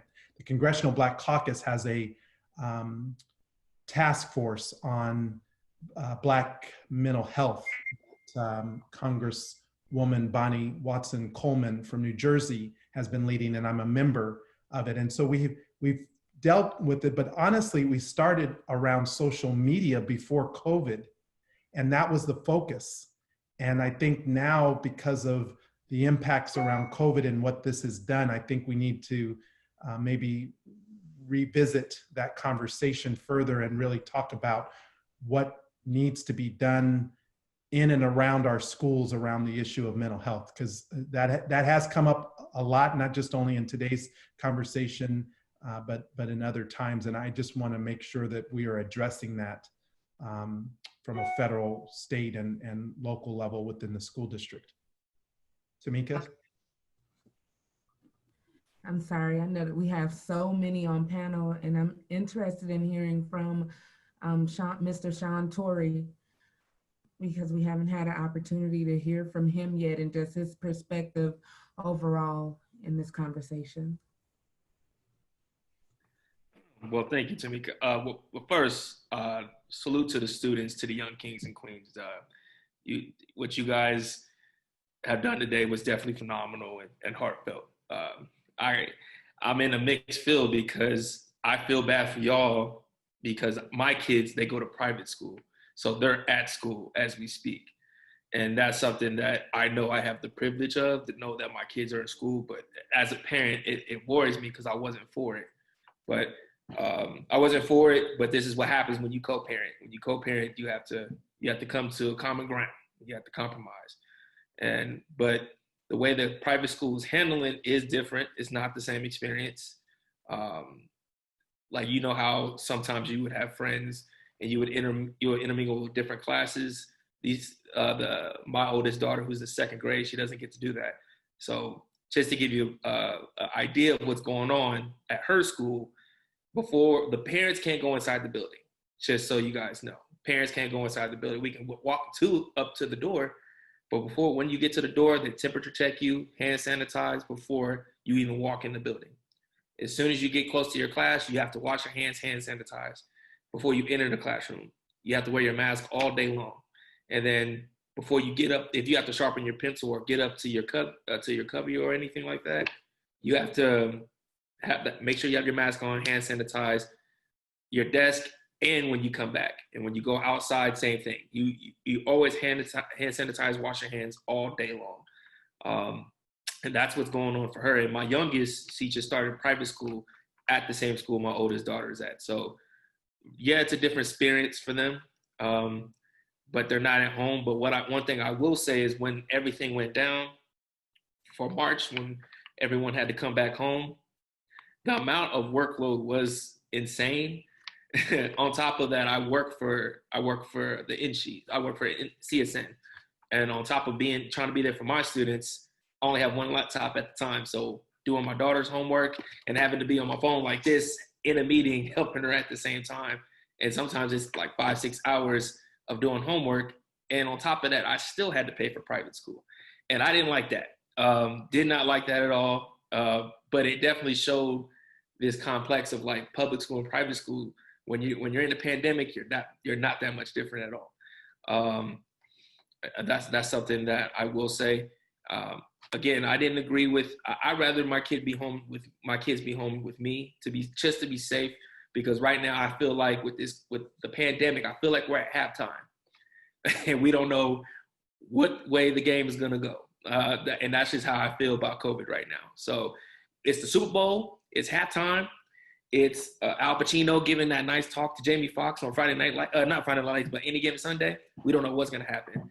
But I will say to you seniors who class of 2020, our hearts go out to you, because all of us who are on this panel did experience a graduation. We did experience prom, and we know how much that meant to us. And I think also on top of that, now how much we took it for granted because you guys didn't get that opportunity. So again, I'm in a different situation than most people on this, pretty much everyone, because everyone goes public. But eventually, my daughters aren't going to go to private school forever. I plan on them going to a public middle school and high school, and I want to know what that's like. I want them to experience that. So that's my take. I just feel I'd rather be safe than sorry personally, but even for INSHE, so for INSHE itself as well, 80% remote. So I'm on campus 3 days a week, but then I'm at home like 2 days a week. So it's tough, and I salute even our higher education students who are struggling but trying to decide to work or stay in college. That's a whole nother animal as well. And for you seniors who just graduated and trying to go into college, you're supposed to have that dorm rush, all those experiences you're supposed to get as a freshman. This was supposed to be the highlight of your time right now. And I feel terrible because you guys are not fully getting that experience, but I pray that it does come around. I truly do. I hope that was helpful, but that's definitely my take. That's absolutely helpful. Thank you so much for sharing. Congressman, I know that you have to jump off at about 2 o'clock. Yeah, apologies. We have votes that are being scheduled for Saturday for us to address some pressing issues, including with the Postal Service in Congress. But I want to just say thank you for this conversation. Again, to Nevada Partners, Kennedy, thank you for your leadership in pulling this together, and Monica, but to all of the students, to the parents, to the teachers, your input and discussion today has been very valuable. Know that I am going to act on a number of points that you have raised today. I'm glad that we were able to share some information with all of you. There was a couple of other just quick announcements. We also wanted to share, again, I think we may have covered a couple of these. but our students and families, um, again, as they return to school on August 24th, we want to make sure that they are aware of the resources that are available to them. I want to reiterate what Kirsten shared earlier. Please reach out to connectingkidsinv.org or call them at 888-616-2476. You will need to fill out just a quick, short survey once on the website, but after that, they'll be able to provide you with access and information for both the computers and the internet. We also have, I know, another event coming up tomorrow, Friday, August 21st, from 6 to 8 p.m. Nevada Partners will be hosting a back-to-school drive-through fair for high schoolers. They'll be giving away free supplies, free groceries, offering on-site free COVID-19 testing and other community resources. So for high school students that need access, please reach out to Nevada Partners for more information. And Tamika, it's been great to join you as the co-moderator, and really appreciate your tremendous leadership and continued involvement in all issues important to our children and families. So I'll turn it back over to you and let you close out. Thank you, everybody. Take care. Thank you so much, Congressman. I want to make sure that we hear from the education pillar, the leaders of the education pillar from Nevada Partners. So if you can all, I have a tie, Councilwoman Goins-Brown and Lamaya from the education pillar. Can we please hear about the work that you all are doing there at Nevada Partners and the promise, Sure, and it's we'll keep it brief. Thanks everybody for getting on.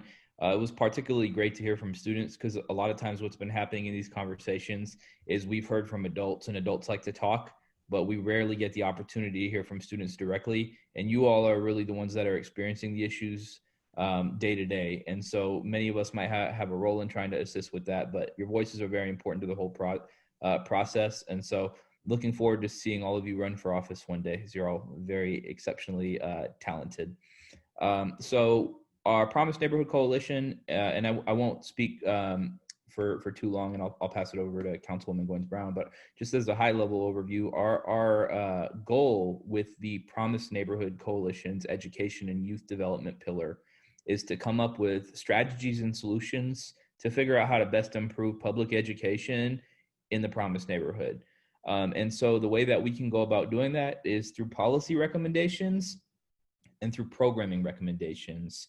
When we initially started a few months back, we were thinking we were going to be done by COVID, or like at least have a respite right now, and folks would be back in school and we'd be able to do a lot inside of the schools.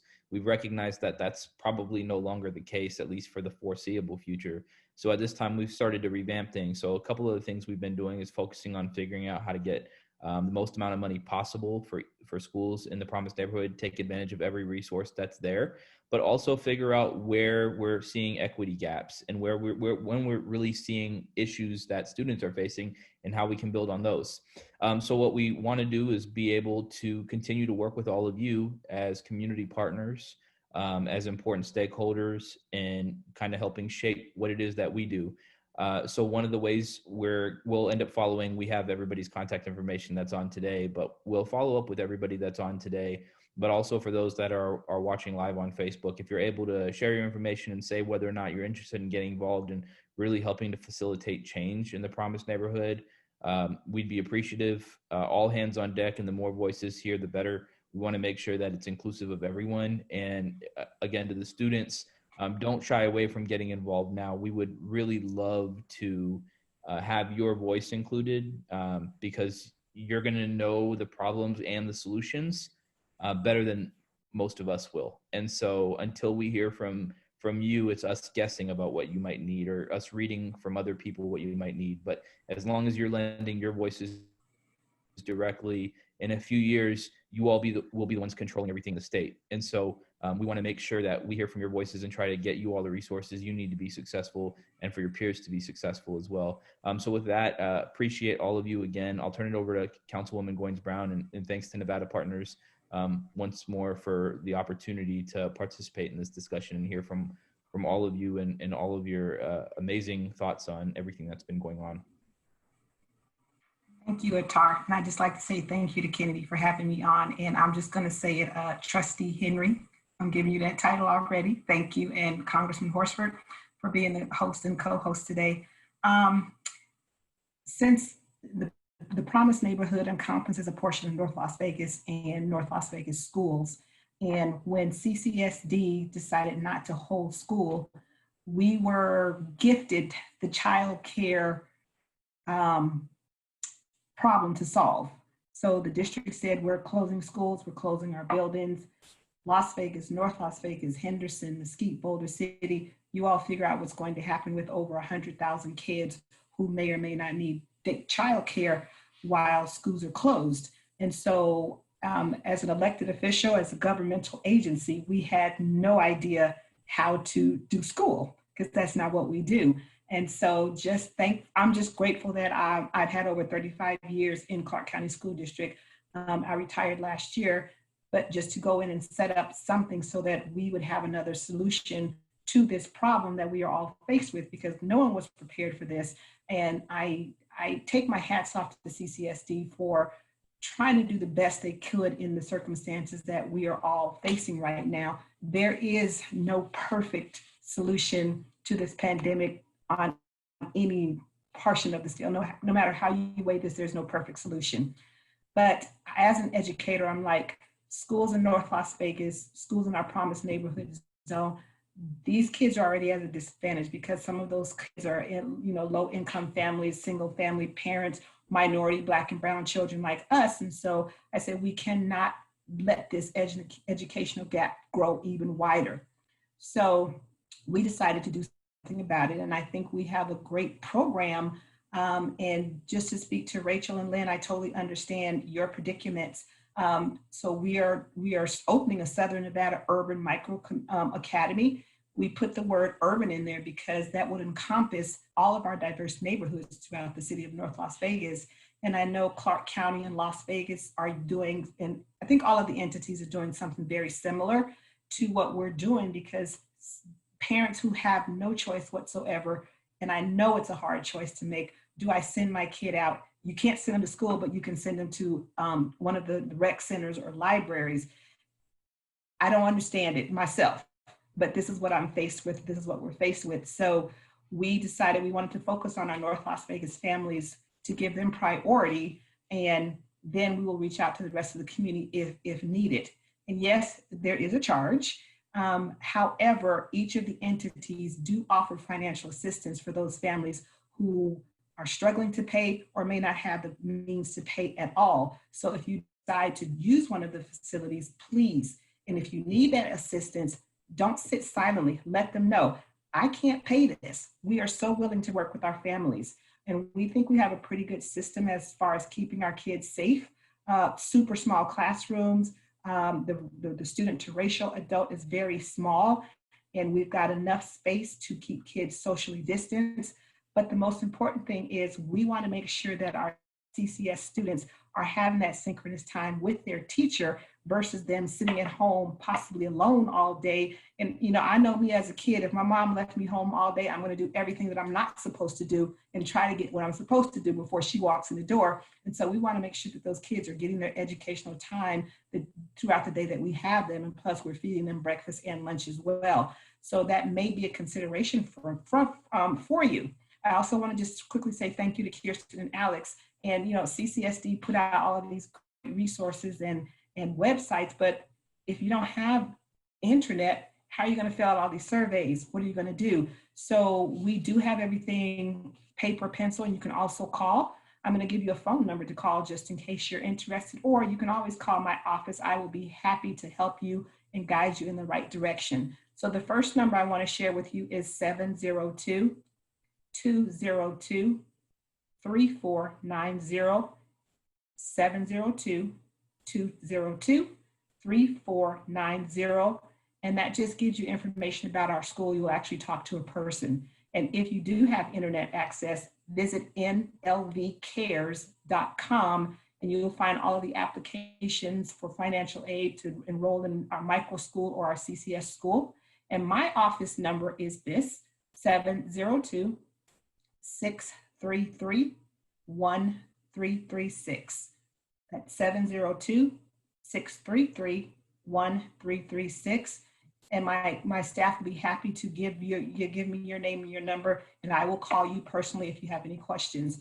And so, and young people, and it's really, I mean, I talk to my kids every day. They're adults, but still, you know, if we FaceTime, if we talk, after that, it's like, but you still get that alone time feeling. But I'm thankful that I can lay eyes on them. I can see them. So, you know, after you finish with your school day, get your little group of friends and do a FaceTime or a Zoom meeting with just your circle of friends. Talk about your day, you know, vent to each other, you know, go through your home assignments together so that you have some kind of connectivity, and just don't be alone. Somehow connect with your friends, even if you're talking to them on the phone. That way you have some kind of connection. You're still keeping those relationships as strong as you possibly can. So I appreciate your time today, and please don't be afraid to reach out to me because I'm here. Thank you. That's it. Can I ask a question? Sorry. Sure. Sorry, I've some other people speaking on the phone. So my quick question is for micro schools, because I didn't hear the very first part of what you said. Okay. Are they run by actual teachers, or is it a way for smaller groups of people, let's say with a caregiver, to use a public facility in order to help facilitate educating students in connectivity to CCSD? So there are basically two schools in one. The micro school is a separate entity run by a nonprofit organization, Nevada School Option Program, NSSI is the acronym. They will have both teachers and I would say non-licensed professionals, but we'll be working with kids because it's more like a homeschool, like a co-op, but they do have their own separate curriculum. It's an online curriculum, but it does follow the Nevada academic content standards. It's a little more rigorous than what CCSD offers. So if you decide to do the micro school, you will have to unenroll from CCSD and enroll in the micro school. And then if you're not happy with that, you can always go back and enroll in your own school. But that's a separate program housed at our rec center. And that program is $2 a day, and still there's financial assistance for the micro school program. But it is a separate curriculum from what we're gonna do.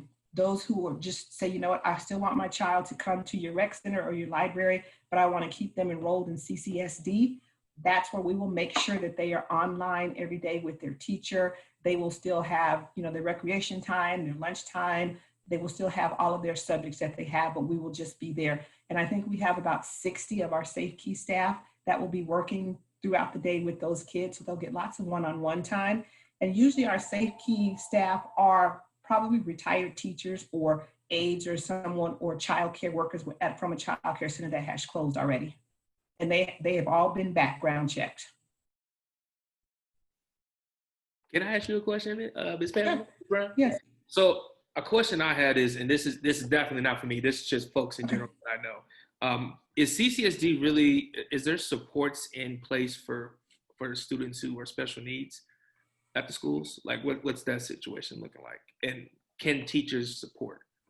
By law, they have to offer supports for kids with special needs. If a kid is on an IEP or 504, we have to acknowledge their programs. And so let's say if they're getting additional services like maybe speech, physical therapy, occupational therapy, that still has to occur. So the facilitator at a specific school will reach out to those families and they will do their online activities or however they're going to set that up. For kids who are coming into like one of our libraries, our rec centers, or whether you're in Las Vegas or Henderson or whatsoever, we cannot say, okay, your child, special needs child. So if a parent comes, because there are privacy laws, so if a parent comes in and says, my child is on an IEP, or they bring in the IEP, then we can look at it and make sure that they're getting the minutes that they need from their special education teachers well when they're online through Canvas or through Google Meets. Thank you, Mrs. Brown. You're welcome. Any other questions?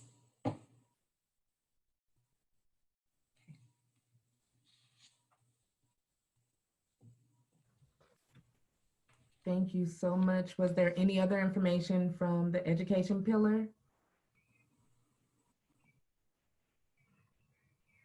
Yeah, really just, hi guys, this is Larmea Kilgore, the project manager for the Youth Development Education Pillar. Thank you guys so much for sharing. The students did a phenomenal job. One thing that stood out to me in particular was some of the emotional stress that comes along with not physically being in a classroom with your classmates.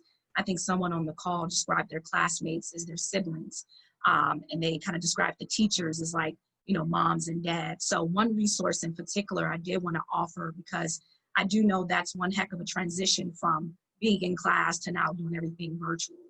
I wanted to offer some counseling resources for anyone who may be interested. Mingo's Health Behavioral Services, they have phenomenal counselors on staff to assist. And I want you guys to know that you're not alone. So I do want to provide that contact information for students on the call or parents on the call or other educators who may know other young people who could benefit from this resource. Once again, it's Mingo's Health Solutions, MHS, ran by Danisha Mingo, who's actually a pillar partner in the Healthy Children, Families, and Community pillar within Nevada Partners. So she extended her services and provided the contact number. I'm going to give it to you guys. It's 702-848-1696. Once again, that's 702-848-1696. And I'm going to do you guys a solid and put the contact information in the chat as well. So once again, thank you guys so much for sharing your stories and honestly being vulnerable. It's never really easy being vulnerable and you know, walking your truth and speaking your truth. So I just want to say thank you guys so much for doing that. I was really inspired, and this was one heck of an event. So shout out to Nevada Partners Leadership and Ms. Kennedy. Shout out to my awesome pillar lead, Atar, and elected official, Councilwoman Pamela Goins-Brown. So let's continue to work hard and be everything the people can be, because we're the people's champ. So I'm out. Sorry, didn't mean to exit like that, but I'm just being me, but it was a great session. I'm about to type the information in the chat, guys. Happy Thursday. It's not over. It's not over, though. It's not over. It's more in store. We have about 17 minutes, so go ahead, Tamika. Thank you all so much for the amazing update, and there's so much work that you all are doing, and hearing of the collaborations is just amazing. I love to see when our community comes together and different community partners comes together for the greatest outcomes for our children. You know, I want to circle back to, we have a teacher, Daryl. If I can ask you, what resources will you need in order for virtual learning to be as similar as possible to in-person learning? Well, okay. First of all, good afternoon, everyone. Mm-hmm. My name is Daryl Cameron, and I've been a CCSD teacher for 25 years. All 5 of my children, 4 of them who are adults, have gone through CCSD, and I now have a 8th grader, excuse me, who attends my school. I teach ELA, English 7. First of all, that's a difficult question for me because I don't really ask for much. I try to do the best I can with what I have. I was asked to share some struggles or challenges that you know we have, that I have personally. Learning Canvas, some of these were mentioned already. Learning Canvas, and we've had what, 5 days, 6 days, when we found out it was going to be the primary platform for CCSD teachers and CCSD students. So that's been a struggle. Learning to become an expert on the computer technology. And so Also, just I have concerns with regard to students and parents and families, ensuring that they have the support that they need, basic habits. And, if you will, allow me, I wrote down a few things that I'd like to share, given that we have parents who are watching who may be asking, wondering about what are some suggestions that teachers have that can actually help them at home and with their students, their children as well. So would that be okay? Yes, please share with us. Okay, I'll be as quick as possible. I understand we're limited with time. Hopefully some of these will be of value. I'm just gonna read them. Number one, I think it's really important to provide students with a comfortable looking and feeling space at home and to give them the best opportunity to perform. Something that students will feel comfortable having on camera, something in the background. I think that's important. Checking on a weekly basis, if not on a daily basis, before students are getting on live sessions to ensure that you have internet strength so that they won't lose connectivity during live sessions because they're going to be so important. Also, as a part of that as well, making sure that your children don't download heavy games and other programs that could slow down connectivity at home. That's important as well. I would encourage the establishment of some habits, some important habits for children. Some of them are pretty common. Listening carefully. These things are things that you should probably talk to your children about. Actively, making sure that they actively participate in live discussions and small group breakout sessions, basically small groups. Taking notes when needed, completing offline assignments on time, resisting the temptation to procrastinate. And it's really important for children to know that their parents have faith in them, because this is going to be hard for children with everything being online. So communicating with your children that you have faith in them and that you believe in them, providing incentives for your children as they perform, giving them something to work for, freedoms at home, what have you. And these are really important good healthy habits, like a healthy diet. Like, so many children don't eat breakfast, and then they wonder why they run out of energy and they want to sleep in class by second period. Making sure they have a good breakfast, daily exercise, and good sleep. With regard to the sleep aspect, I always encourage parents to make sure children don't have technology in their room when they go to bed, because some of them are going to be on it all night long, and they will struggle to function and focus the next day. Cell phone as well as Chromebook. Also, families, making sure that, because there's going to be so much happening in the household, with education coming home now, and then many parents who are also at home,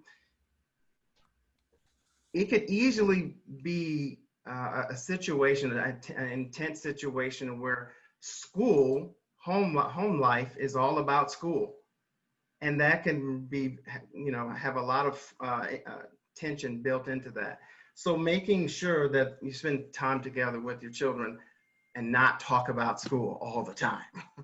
I know that because my daughter attends my school, as I said, and sometimes she looks at me and she says, "Dad, can we not talk about school?" Even if I'm giving her parent advice, in her eyes, it's about school, and it irritates her, even though she's a great student. So that's a recommendation. And then just making sure that your children have a lot of breaks with regard to their friends, giving them opportunities multiple times a week where your children get an opportunity to be with their friends in a safe way, of course.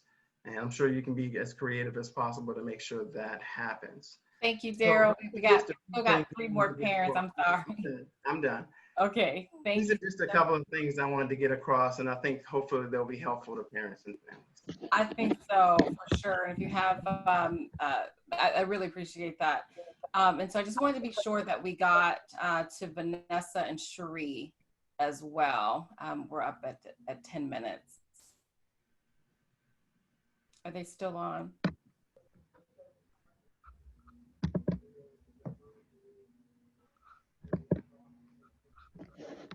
Oh, Cherie?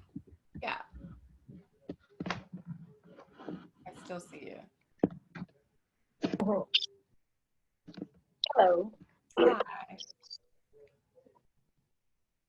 So how do you want me to speak from a parent perspective? I'm also an educator as well as a mentor. So which angle would you like me to come? So we've heard a lot. So if you have any unique perspectives into just speak your heart. Okay, so from a parent perspective, like my daughter mentioned before, as you just have, there's a lot of things that people have already stated. Some of my challenges is my oldest is in high school and most of her classes are honor courses or college courses. And so it is that challenge of making sure that she has what she needs to support her in her academics because she's graduating in white. And making sure she's supported not just mentally, but once again in her academics and having that fear of not being able to assist her when she needs it. So that's something I work on, and I try to build a support system so that when she does need the help, I can reach out to people. So as one of the students mentioned, as a parent teaches differently than a teacher. You know, we don't know all the different tools and techniques. So that's a concern. I also have a middle school daughter who was not at CCSD. She was at a charter school. And as the gentleman spoke of the private school, the charter schools are ran different as well. And she wanted the experience of being in a regular, quote unquote, junior high school. So this is her first transition. She's been in private school to a charter school, now to CCSD. And at first I gave her the choice of what she wanted to do, but after COVID kept going and things were happening, I tried to encourage her to stay at the charter school because of things that was put in place was a little bit more safe and healthy. But at the same time, I can tell that learning experience wouldn't be as happy and fun for her. So the transition of teaching her the differences of being in a charter school versus CCSD and how that may look has been a small bit of a challenge, but needless to say, she is excited about that. But my concerns, once again, is just helping my senior more so because she is exiting. So it's finding creative ways to kind of mimic some of these traditional milestones that she is anxious for, that every senior wants. So it's trying to find those things. It's trying to help her stay focused in her academics, but once again, not being in that school environment, staying on top of her when it comes to college applications, deadlines, things of that nature. Because our role blend as a parent and a teacher at this time, we all know that our kids no longer hear a parent voice, but a teacher or a mentor can say the exact same thing and they get it, they do what they need to do and take it forward. So just having conversation with my daughter, with knowing that unfortunately the roles do mix at this time. And so you have to not always ignore my voice, if that makes sense. I don't know, a lot of things were said already. More of my concern, what I did notice is I also lost my job due to COVID. I am a single mother. I had a full-time job, 2 part-time jobs. I did at least 50 hours of volunteer work every month and all of this. But just in the conversation, what I learned is, although we took like pay cuts and different things in my household, fortunately, it seems like it did not affect my daughters as much to where I'm trying to keep some type of consistency and stability for them versus I worry a lot about my students for some of the reasons, obvious reasons that we discussed, domestic violence, homelessness, you know, just being in an abusive household and things of that nature. So when it comes to that portion of everything that's going on, I worry more for my students than my own kids because their environment is safe, it is healthy. They do have a teacher as a parent, which means I'm on top of things as much as I can be. So that's a good thing, but you know, I still just kind of we struggle, we have our ups and downs, but we just talk about reality. And I just tell them to try to find the good out of the situation. Like, how can we capitalize on whatever you need to capitalize on to help you to go further, to help you get to where you want to go. Thank you so much for your perspective. Was there anyone else? Was there anyone else who wanted or who we missed? And we do appreciate your time and being patient with us. Hey, Tamika, I'm just gonna jump in. This is Yandra. Oh, I can turn my video on. I'm not crazy.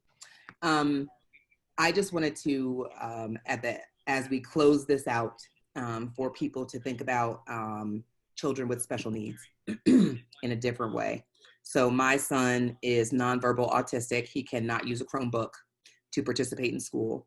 And so when I think about in general, the education that he's received here, because I have been lucky enough to be in several other great school districts, and so I am, motivated to make CCSD a great school district as a result. But to that end, he gets poor services when we're in school, so not being in school is absolutely non-existent. And so I have had phone calls from all the coordinators and all the caseworkers to say, does he have a Chromebook? And we have multiple computers here. He is not going to use one. He cannot engage with you on that. And you know that because he's going to the life skills program at his middle school, right? So there's a lot of things, a lot of information that exists in his IEP that already brings us to that conclusion. But I've now had 4 or 5 professionals from CCSD reach out to me to say the same thing. And so he gets up in the morning, he's relatively independent here. We have a pool, he likes to swim, so he does all of that. Occasionally he visits meetings. Most of the people on here have seen him walk through a meeting from time to time. So we're fine with him being at home and being able to do some things at home. He has some independent life skills that make it easy for us to have him home, but he absolutely is not receiving anything on his IEP or that's required for him to receive with respect to education from a federal level. And there are multiple parents who are in my same situation. And so while I have a husband who's on the task force for getting Chromebooks for all the children in CCSD, right, and making sure people are connected with hotspots and all that, and I absolutely understand that that is a critical need, there are parents who are alone in this situation that I'm referring to. We have a higher incidence of autism in our community due to whatever. And so low-income parents who do not have a place for their child to go, it's not, oh, they're on my nerves. It is, there's no way for me to communicate. I don't have any tools to help me get through a day. They may tantrum, and there's so many different factors that are a part of that we are absolutely neglecting as a school district. And so I just want people to recognize that the situation, there are situations that everyone has, and certainly everything that we've talked about is extremely important.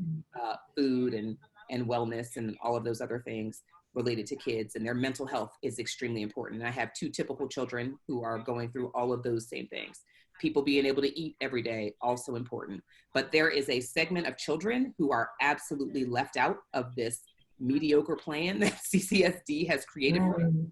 And it is imperative that people recognize that those parents, the load is way worse. They don't have any of those typical ways that you can interact with children. And they're parents and they're not professionals. That's why we send them to school. They don't know how to do OT and PT and speech therapy at the house. And so there has to be something or some additional way that we look at serving those children. And it is it's a small population, right? It's not 30% of kids or whatever that is, but it is a segment that absolutely is being left behind. And so if there's any parting words I can share today, it would be, please think about your cousins and sisters and uncles and whoever who have children with specifically on the autism spectrum or with ADHD, or with extreme Asperger's, or things that make it really, really impossible for us to recreate any type of a school situation in our homes. And we have done zero to address that. So, well, thank you. Thank you so much for bringing that perspective and speaking on behalf of so many families who experience that. And it's so important when we talk about delivering high quality education to all. We absolutely mean all. And so we do need to work together. And I know that Nevada PEP is a great resource here in our community. And I'm not sure if you have connected with them yet, but Nevada PEP, reach out to them. Yendra, please do. And thank you for speaking on behalf of our students. That population is so important as well. Well, we are at we're at 2:30, 2:31, everyone. And I appreciate you all for joining this very important talk on education. I just wanted to leave you with a few notes. So make sure, for those who do have connectivity, please fill out the survey at connectingkidsinv.org so we can get those technology devices and Wi-Fi to you. And also you can call them at 888-616-2476.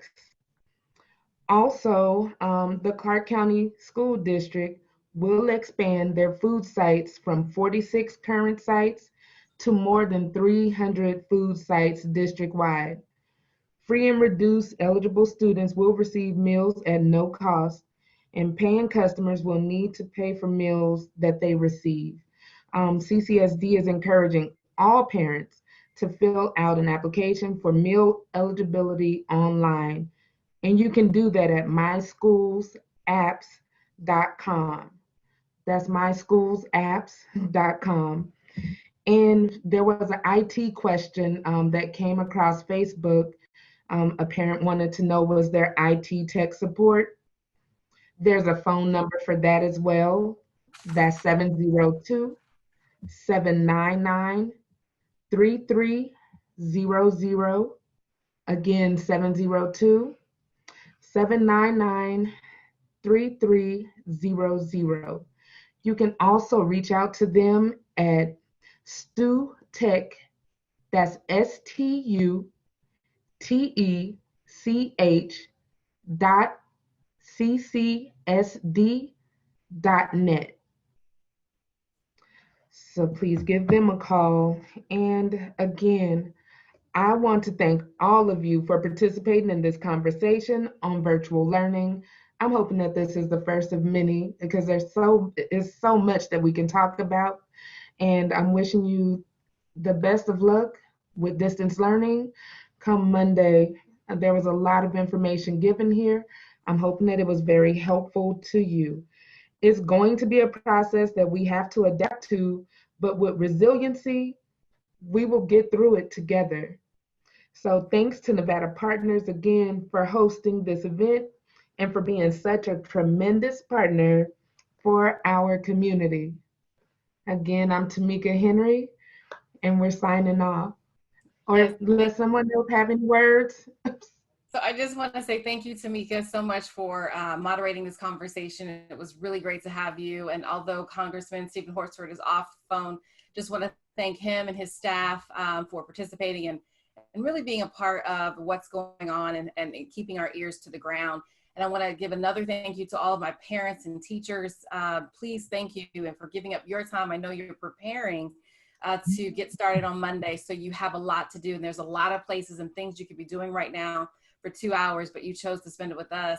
And most importantly, thank you to the students who took their time. Some of you were yawning and you were just ready to go. So I just applaud you for staying on here for 2 hours and trying to stay present for all of you. And so thank you for doing that as well. But you were certainly the stars of the show, and this would not be meaningful without your participation. So I want to say stay connected.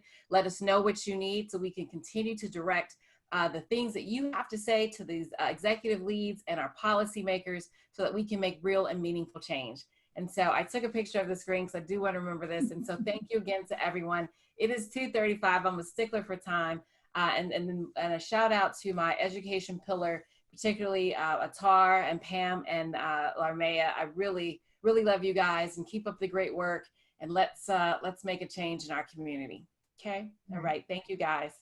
Have a good day. Bye, everyone. Thank you. Hi, thank you. Awesome. Thank you, Kennedy. Thank you. Everybody. Bye. Bye-bye. Bye.